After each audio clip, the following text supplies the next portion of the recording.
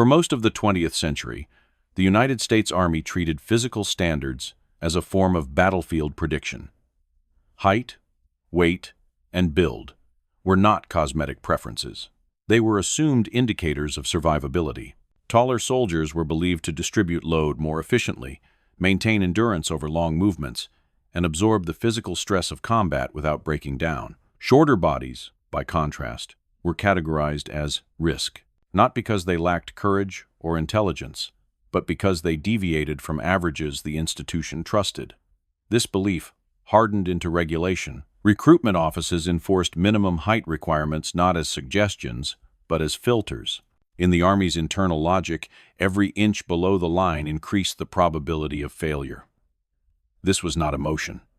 It was bureaucracy trying to turn war into math. The problem was that the math was built on the wrong variables.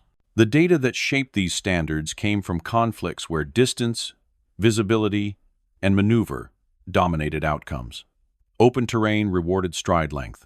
Clear lines of sight favored upright movement.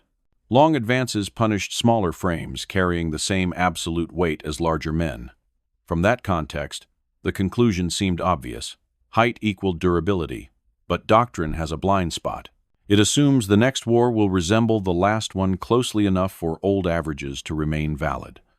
By the time the United States entered the Pacific theater, that assumption was already collapsing. Jungle warfare compressed space. Rain erased optics. Darkness dismantled formations. Engagement ranges shrank from hundreds of yards to tens, sometimes single digits. Survival no longer depended on how far a soldier could march in a day, but on how little of him was exposed in a moment. Yet the system did not adjust. Training still emphasized endurance over exposure. Evaluation still favored physical presence over spatial efficiency. The Army selected soldiers optimized for movement across distance, not for fighting inside geometry. What it failed to measure was how combat actually kills people. Bullets do not care about averages. They punish silhouettes. They exploit angles. They reward stillness and punish motion. In a foxhole, height does not distribute weight. It raises targets. A taller body clears the rim sooner. A shorter one disappears below it. These are not moral differences. They are mechanical ones. But institutions struggle to adapt to mechanics that cannot be easily quantified. Height could be measured in seconds. Tactical suitability under specific environmental constraints could not. So the Army continued enforcing standards that felt logical, even as the battlefield quietly invalidated them. This created a dangerous contradiction. The system believed it was reducing risk, when in reality it was filtering out traits that modern combat increasingly rewarded. That contradiction remained invisible in recruitment offices, training camps, and planning rooms. It only became visible when conditions stripped doctrine down to consequences, when communication failed, when reinforcement was impossible, when terrain forced combat into inches instead of meters. In those moments, the battlefield stopped caring about what the Army believed. It began selecting on its own terms. And in October 1944, under rain, darkness, and pressure that left no margin for error, that silent selection process would expose just how flawed the standard had been. The Philippine campaign was not supposed to test recruitment standards. It was supposed to test logistics, coordination, and momentum. By late 1944, American planners believed they understood the enemy's defensive patterns and the terrain well enough to predict resistance. What they underestimated was how completely the environment would dismantle every assumption built into their doctrine. The ridgelines overlooking the landing beaches were narrow, uneven, and soaked by near-constant rain. Vegetation eliminated long sight lines. Sound carried unpredictably. Movement, even careful movement, announced itself. Under these conditions, combat ceased to resemble maneuver warfare and became a series of static, localized survival problems. Units did not advance as formations. They clung to ground. They did not fight across space. They fought within geometry. Foxholes became the decisive terrain. Foxhole was not just cover. It was a three-dimensional filter that determined who could see, who could fire, and who would be hit first. Its rim defined exposure. Its depth defined survivability. Within that confined space, the assumptions behind height standards inverted. A taller body filled the hole faster, cleared the rim sooner, and presented a larger silhouette at every firing angle. A shorter body occupied less vertical space, could remain concealed longer, and required less movement to engage targets. These differences were not theoretical. They played out in seconds, under fire, when fractions of exposure meant life or death. The Japanese counterattacks exploited movement. Assault troops advanced through jungle corridors, relying on coordination, noise, discipline, and the belief that American positions were thin and disorganized. They expected suppression to force defenders upright, to pin them long enough for flanking elements to close. That tactic depended on defenders exposing themselves to return fire. It depended on targets rising above cover. On parts of the line, it worked. On others, it failed catastrophically. In isolated positions where visibility was minimal and reinforcement impossible, the battle reduced itself to a simple equation. Who could see without being seen? The battlefield began selecting for stillness, compactness, and patience. Qualities that training manuals rarely emphasized became decisive. Smaller frames required less movement to acquire targets. Lower centers of gravity allowed faster transitions between firing and concealment. Reduced silhouettes delayed enemy detection. These were not heroic traits. They were mechanical advantages created by environment. The Army had not planned for this because it could not easily plan for geometry under chaos. Maps did not capture rain. Standards did not account for darkness. And Doctrine did not model what happens when a fight collapses into yards and seconds. In that space, the battlefield stopped behaving like an extension of planning rooms and began behaving like a sorting mechanism. Positions that aligned with environmental constraints held. Positions that did not collapsed. The system had assumed survivability flowed from size and endurance. The jungle rewrote that assumption. It rewarded invisibility over presence, angles over strength, and restraint over motion. This was not immediately visible at higher command levels. From above, the fight looked chaotic, but manageable. From within the foxholes, it was absolute. And at one point along the line, where terrain, weather, and enemy pressure converged, the battle would expose just how completely the Army's standards had misread the conditions that actually decide who lives and who dies. At the level where firefights are decided, combat stops being about strength and becomes about exposure. A bullet does not measure courage. It measures angles. In the confined geometry of jungle warfare, the difference between life and death often exists within a few inches of vertical space. A foxhole is not a neutral container. It is a filter that amplifies certain physical traits while punishing others. Height, which Doctrine treated as an advantage, suddenly became a liability inside that space. A taller body must rise higher to see and fire. That extra motion increases exposure time. It creates a larger silhouette. It gives the enemy more information. A shorter body can engage with less vertical movement, presenting only fragments of itself above the rim. In darkness and rain, fragments are harder to register. The battlefield rewards what the eye cannot immediately resolve. This is where the Army's standards quietly failed. They optimized for carrying capacity and endurance across distance, not for minimizing exposure under static fire. The jungle erased distance. It collapsed combat into moments where survival depended on how little movement was required to act. Smaller frames required fewer adjustments. Lower centers of gravity allowed quicker drops back into concealment. Reduced mass meant faster recovery between shots. These are not heroic qualities. They are mechanical efficiencies. Add darkness and weather, and those efficiencies compound. Sound becomes distorted. Muzzle flashes become the primary indicators of position. A soldier who fires, moves inches, and fires again appears to the enemy as multiple shooters. A soldier who must reposition more dramatically reveals a pattern. Japanese assault units, trained to probe for weakness and exploit breakthroughs, misread what they were facing. They interpreted sustained, controlled fire as evidence of a larger defending force. That misinterpretation fed their decision-making. Reinforcements were sent toward the perceived breakthrough point. Each wave entered the same geometry. Each wave encountered the same filtering effect.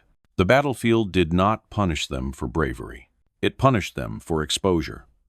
Ammunition efficiency followed the same logic. In close-range engagements with constrained approach routes, shots are not wasted on suppression. They are placed where movement channels converge. Smaller silhouettes delay detection long enough to allow controlled fire. Fewer shots are needed because targets appear closer and clearer once they commit to movement. What appears later as extraordinary marksmanship is often the product of geometry doing half the work. Doctrine tends to attribute outcomes to skill or luck because those concepts are familiar. It rarely attributes outcomes to spatial mechanics because they are uncomfortable. They imply that systems, not individuals, decide outcomes. In this case, the system had accidentally positioned a soldier whose physical profile aligned perfectly with the environment's demands. Not by design, by oversight. The Army did not intend to optimize for this. It simply failed to exclude it completely. And when pressure peaked, the battlefield exploited that failure. This is the uncomfortable truth behind many so-called anomalies in war. They are not miracles, they are mismatches between assumptions and reality. When those mismatches favor one side repeatedly, history later assigns heroism to what was, in fact, structural advantage. The battlefield does not reward effort. It rewards fit. And in the rain, darkness, and confined angles of the Philippine jungle, fit was defined by traits the system had labeled as deficiencies. Battles rarely collapse because one side lacks courage. They collapse because one side misreads what is happening faster than it can correct. In the chaos of jungle combat, perception becomes more decisive than firepower. The Japanese assault doctrine relied heavily on identifying weak points, concentrating force, and exploiting momentum before defenders could reorganize. This required accurate interpretation of sound, volume of fire, and response patterns. In theory, it was a disciplined system. In practice, it was vulnerable to deception created unintentionally by terrain and geometry. Sustained rifle fire coming from a narrow sector suggested mass. Regular cadence implied coordination. The absence of visible movement suggested depth. From the attacker's perspective, the position ahead did not look like a single foxhole. It looked like a reinforced anchor point holding the line together. That assumption shaped every decision that followed. Instead of bypassing the position, they reinforced against it. Instead of probing elsewhere, they returned again and again to the same approach routes. Each attempt increased commitment. Each failure reinforced the belief that this point mattered more than it actually did. This is how battlefields create gravity. Once a position is interpreted as decisive, forces orbit it. The jungle amplified this effect. Limited visibility prevented accurate assessment. Rain masked individual movement. The sound of firing echoed unpredictably, making origin points difficult to triangulate. Every assault fed new data into a flawed interpretation. Each wave believed it was close to breaking through. Each wave assumed the resistance represented the last layer before collapse. None recognized that the resistance was not layered at all. It was singular. This misunderstanding transformed a foxhole into a magnet. Reinforcements were drawn toward it. Command attention narrowed around it. Tactical imagination shrank. The Japanese forces were not irrational. They were operating under pressure with incomplete information. The battlefield punished that incompleteness relentlessly. Every soldier who advanced into the approach corridors encountered the same exposure problem. Movement revealed position. Stillness survived. Fire came from where bodies could not be clearly seen. The attackers adjusted tactics but not assumptions. Machine guns attempted suppression. Assuming a volume of fire would force multiple defenders upright. Grenades were thrown to clear what was believed to be a network of positions. Both tactics failed because they targeted mass that did not exist. The position absorbed pressure without breaking, because pressure was being applied to the wrong model of reality. In war, models kill. When they are wrong, they kill the people who trust them. The longer the engagement continued, the harder it became for the attackers to reconsider their premise. Withdrawal would imply misjudgment. Persistence felt rational. This is how battles consume themselves. A single misread position becomes the focal point of an entire engagement, not because it truly controls the battlefield, but because both sides believe it does. For the defenders, this created an unintended advantage. Time accumulated, enemy numbers thinned, momentum reversed without any visible breakthrough. What looked like stubborn resistance was actually structural inevitability. The battlefield had locked both sides into a loop. One side adapted to the environment, the other adapted to its own misunderstanding. And in that loop, repetition became fatal. When the fighting finally subsided, the battlefield delivered an outcome the system was not prepared to process. The ground told a clear story. Bodies lay concentrated along narrow approach routes. Distances were short. Patterns were consistent. The physical evidence pointed to sustained, localized engagement over many hours. But institutions do not accept truth through terrain. They accept it through categories, and what had happened did not fit any category the system recognized as plausible. Reports describing extraordinary enemy losses attributed to a single position immediately triggered suspicion. Not because officers believed their men were lying, but because the numbers violated expectation. Military organizations are designed to distrust anomalies. Anomalies threaten doctrine. Doctrine underpins planning. Planning underpins authority. Accepting an outcome that contradicts established assumptions carries a cost far beyond one report. It implies that standards, training, and evaluation metrics may be incomplete or wrong. So, the system did what systems always do under cognitive stress. It slowed down. It demanded verification. It reframed the question away from, "How did this happen?" and toward, "Can this really be true?" Witness statements were collected. Intelligence officers reviewed the terrain. Counts were rechecked. Photographs were examined.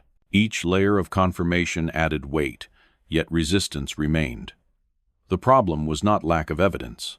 It was surplus implication.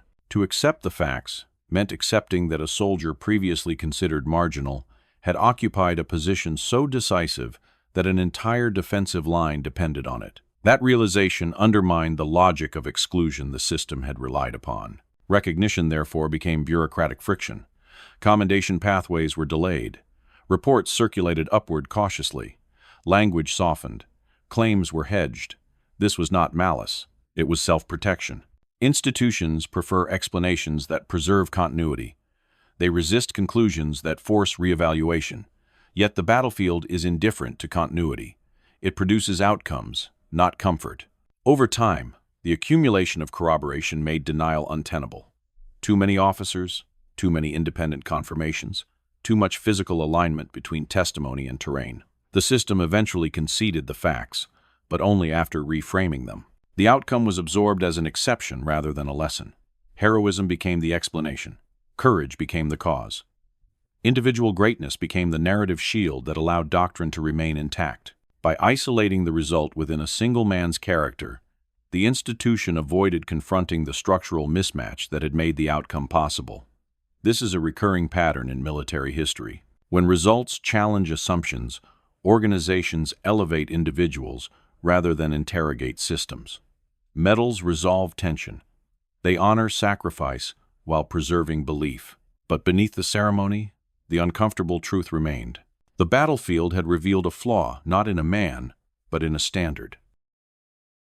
A standard that claimed to predict survivability had nearly eliminated a configuration uniquely suited to the conditions it would face. The system survived the contradiction by containing it. History would remember the action. Doctrine would remain largely unchanged, and the lesson would fade, waiting to be rediscovered the next time reality diverged from expectation. Wars are often remembered through individuals, but they are decided by systems. Individuals act inside constraints they did not design, shaped by standards they did not choose, and judged by doctrines that rarely account for the environments where decisions actually matter. The story that emerged from that rain-soaked hill in the Philippines was later framed as extraordinary heroism. That framing was not wrong, but it was incomplete. Heroism explained the courage. It did not explain the outcome. The outcome existed because the battlefield punished assumptions more ruthlessly than it punished mistakes. The United States Army believed it understood what survivability looked like. Height, strength, endurance, and presence formed a mental model of the ideal infantryman. That model worked under certain conditions. It failed under others. When those conditions changed, the system did not adapt quickly enough. Reality did. The jungle selected traits Doctrine had dismissed, not out of malice, but out of physics. Angles replaced averages. Exposure replaced endurance. Geometry replaced intention. This is the quiet danger of institutional confidence. When standards feel settled, they stop being questioned. When they stop being questioned, they become filters that remove variability. And variability is often what survival depends on when conditions shift. The lesson is not that smaller soldiers are better, or that standards are useless. The lesson is that war is hostile to simplification. It resists neat categories. It exposes the limits of prediction. The battlefield does not care why a rule exists. It only tests whether the rule aligns with reality in that moment. When it does not, the cost is immediate and irreversible. History tends to remember outcomes as destiny. In truth, many outcomes are accidents of mismatch. A system optimized for the wrong problem will eventually encounter a situation where its assumptions become liabilities. When that happens, survival belongs not to the strongest, but to the most compatible. The events of that day did not prove that the army was wrong to set standards. They proved that standards, once fixed, must remain provisional, because the next battlefield will always ask different questions than the last one, and the most dangerous belief any military can hold is that it already knows the answer.